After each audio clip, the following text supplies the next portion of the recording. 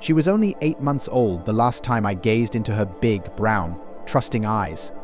Eyes that seemed to say, "I don't really know you, but I feel a bond between us." I had never seen such focus and intensity from a baby, especially not on me. Her grandma made cooing sounds, trying to steal her attention, but she had none to spare. My hand hovered over her soft, delicate hair, too afraid to taint her flawlessness. I felt like a stain in her perfect world. I always felt that way when I was at her mother's house. When we first discovered she was pregnant, it felt like the ground had been ripped from beneath me. She was 3 years younger, just about to enter her final year of school. A pregnancy would shatter everything: her dreams, my already fragile life. I couldn't even begin to think of myself or how I would handle it all. My next-door neighbor, an elderly woman who sold beverages, had called it a blessing in disguise, the chance to make it in life. Her parents were obscenely wealthy, while I was just a struggling student trying to make it through school and fulfill the responsibilities back home. The weight of it all was too much. When she asked me if I wanted her to abort the baby, my mind froze in confusion. I leaned on her for guidance, and she said it would be okay. She was inclined to keep the baby. Weeks of indecision bled into months, and soon it was too late to turn back. Her father didn't unleash the fury I expected. Instead, he destroyed me with cold, calculated words. He called me a disgusting, lazy bastard trying to use his daughter to strike it rich. His words, his piercing eyes, killed me over and over. Every time I visited, the weight of his gaze made me feel cursed, as if everything I touched would wither and die. I felt it now, too paralyzed to hold my own daughter. She was so beautiful, so pure, I was terrified of ruining her. But her grandfather was unyielding.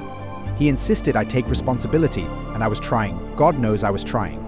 It meant suffering in silence, but I wanted to prove I wasn't lazy, that I was worthy of being in her life. Yet, he made it clear I could never marry his daughter. She had moved on, dating someone of the same social class.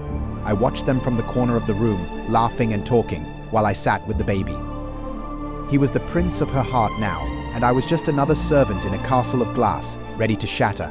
She smiled at me occasionally, but it was distant, nothing like the smile that had made my heart race when we first met on that bus.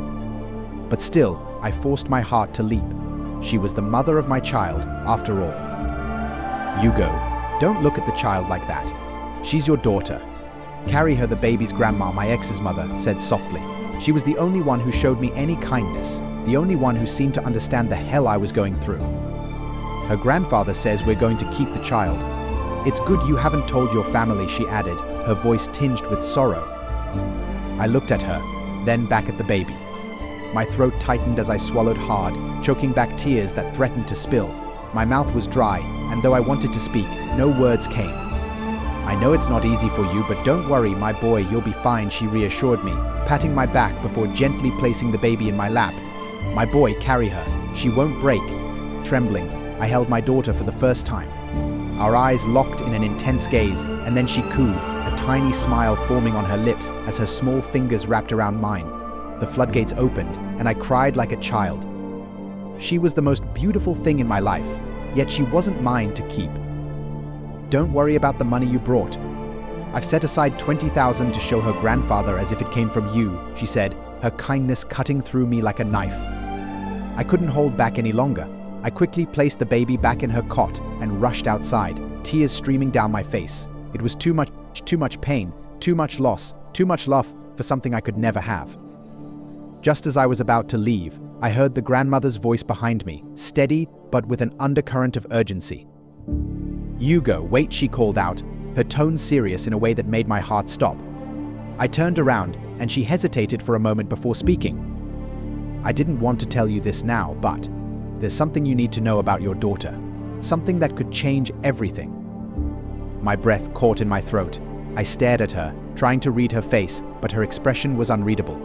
My heart pounded in my chest as 1,000 questions flooded my mind. What could she possibly mean? What had she been keeping from me?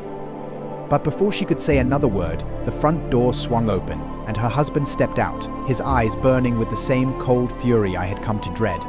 Leave. Now, he ordered, his voice dripping with contempt. And just like that, the moment was lost. The grandmother's secret hung in the air like a storm cloud, and I knew I wouldn't get another chance to find out what it was. As I walked away, I couldn't shake the feeling that my life was about to change forever, only I had no idea how or why.